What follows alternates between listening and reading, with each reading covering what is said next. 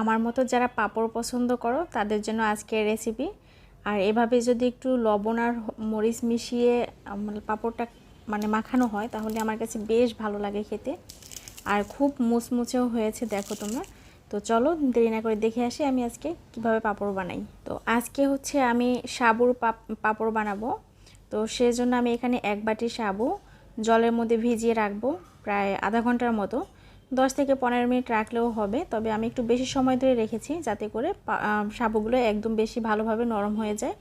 তো এই তো আধা ঘন্টা পরে হচ্ছে আমি এটা চুলায় জাল করব এখন। সেজন্য কড়াইতে পরিমাণ মতো জল দিয়ে, একটু জলের পরিমাণটা বেশিই দিতে হবে, আর তারপরে এটা ভালো করে সিদ্ধ করে নিতে হবে যতক্ষণ না পর্যন্ত একটা স্বচ্ছ ভাব আসে। আর সাথে পরিমাণ মতো লবণ দিয়ে দিচ্ছি। এখন একদম নাড়তে চাড়তে থাকতে হবে অনবরত। আর তোমরা খেয়াল করলে বুঝতে পারবে এটা কিন্তু আস্তে আস্তে ট্রান্সপারেন্ট হতে শুরু করেছে। তো অলরেডি আমার কিন্তু সাবুটা ট্রান্সপারেন্ট হয়ে গিয়েছে। আমি এখন একটু ডাল ঘুটনি দিয়ে মিক্স করে নিয়েছি, এতে করে গ্রেভিটা সুন্দর হবে, একদম থকথকে হবে। তো সেই জন্য আমি ডাল ঘুটনি ব্যবহার করেছি। অনেকে আছে হচ্ছে ব্লেন্ডারে করে এটা ঠান্ডা হওয়ার পরে ব্লেন্ড করে নেয়, তো আমি সেটা করছি না। আর এরকম থকথকে হওয়ার পর এখানে আমি কালো গোলমরিচের গুঁড়া আর সাথে দিয়েছি একটু কালো জিরে। এটা ফ্লেভারের জন্য অবশ্যই দিতে হবে। আর তোমরা চাইলে এখানে কারি পাতাও দিতে পারো বা তোমাদের পছন্দ মতো ধনে পাতা যাই হোক দিতে পারো। তো আমি আর কিছুই দিচ্ছি না। এখন এটা আমার হয়ে গেছে, রান্না করা হয়ে গেছে, একদম ট্রান্সপারেন্ট হয়ে গেছে খুব ভালোভাবে। তোমরা খেয়াল করলে বুঝতে পারবে এটা কতটা থকথকে হয়েছে। আচ্ছা, এখন এটা আমি একটু নেড়েচেড়ে ঠান্ডা করে নেব। আর ঠান্ডা করে আমি এক পাশে রেখে দিয়েছি। আর এখানে একটা স্টিলের প্লেট নিয়েছি। এখানে তোমরা স্টিলের প্লেট অথবা সিলভারের যে প্লেটগুলো আছে সেগুলো ব্যবহার করতে পারো। আর সাথে একটু তেল মেখে নিচ্ছি প্লেটে, যাতে করে এটা শুকানোর পরে খুব ভালোভাবে উঠে যায়, লেগে না থাকে। তো এখন এই তো আমি ঠান্ডা করে রাখা যে গ্রেভিটা করে রেখেছিলাম একদম থকথকে করে রাখা, তো সেটা একদম আমি গোল গোল করে এখানে বসিয়ে দিচ্ছি।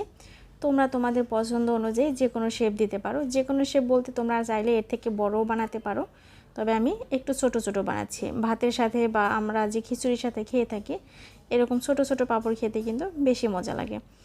আর এই তো এখন এটা আমি ভালোভাবে বসিয়ে দিয়ে আমি রোদে শুকাতে দেব। তোমরা চাইলে ফ্যানের নিচে শুকাতে পারো, তবে রোদে শুকালে একদম বেশি ভালো হবে। জিনিসটা একদম শক্ত হয়ে ট্রান্সপারেন্ট হয়ে যাবে, পুরো অটোমেটিক নিজে নিজে উঠে যাবে। তো আমি 3-4 প্লেটের মতো করেছি। আমি এখানে 2 প্লেট দেখাচ্ছি, কারণ বারান্দায় আজকে একটু বৃষ্টি এসেছে। আমি এটা রেডি করতে করতে অলরেডি বৃষ্টি চলে আসছে। তো এটা শুকানোর পরে তোমাদেরকে দেখাচ্ছি। আমি 3 দিন রোদে দিয়ে এরকম শুকিয়ে নিয়েছি। যদি পুরোপুরি রোদ পেতো তাহলে 1 থেকে 1.5 দিনের মধ্যেই শুকিয়ে যেত। এই তো এরকম একদম ট্রান্সপারেন্ট হয়ে যায় শুকানোর পরে। আর সাথে সাথে এরকম তেলে দিলে কিন্তু খুব সুন্দর একটা পাঁপড় হয়ে যায়। তোমরা খেয়াল করলে বুঝতে পারবে কত সুন্দর পাঁপড় হয়েছে।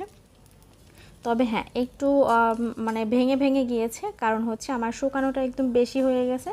আর আমি যখন এটা বসিয়েছিলাম তখন একটু পাতলা করে দিয়েছিলাম। আমার উচিত ছিল আর একটু ঘন করে বসানো, তাহলে এরকমটা ভেঙে যেত না। তো নেক্সট টাইম থেকে আমি একটু চেষ্টা করব অন্যভাবে ঘন করে বসানোর, তাহলে আর ভেঙে যাবে না, পাঁপড়গুলো আরও সুন্দর হবে। তো যাই হোক, আমি এখন একটুখানি তেলের মধ্যেই কিন্তু পাঁপড়গুলো ভেজে নিচ্ছি। তোমরা কিন্তু দেখতেই পাচ্ছ আমি কতটুকু তেলের মধ্যে জাস্ট দিচ্ছি আর উঠিয়ে নিচ্ছি। এই পাঁপড়টা ভাতের সাথে বা তোমরা খালি খালি অথবা মরিচের গুঁড়া সাথে একটু লবণ, বিট লবণ এগুলো দিয়ে মাখিয়েও খেতে কিন্তু ভালো লাগে। এর থেকে আরও বেশি ভালো লাগে যদি পায়েস দিয়ে আমরা এটা খাই। তো পায়েসের সাথেও পাঁপড়টা খুব ভালো লাগে। তো আজকের রেসিপি তোমাদের সাথে শেয়ার করলাম, কেমন লাগলো অবশ্যই কমেন্ট করে জানাবে। যদি ভালো লাগে একটা লাইক দিয়ে দিও, আর অবশ্যই আমার চ্যানেল সাবস্ক্রাইব করে রাখবে, যাতে করে নতুন ভিডিওগুলো তোমরা পেতে পারো সবসময় আপডেট। তো আজকে এখানেই বিদায় নিব, দেখা হবে আবার পরবর্তী নতুন কোনো রেসিপিতে। সেই পর্যন্ত সবাই ভালো থেকো, সুস্থ থেকো, আর আমার জন্য একটু দোয়া আশীর্বাদ করবো। টাটা সবাইকে।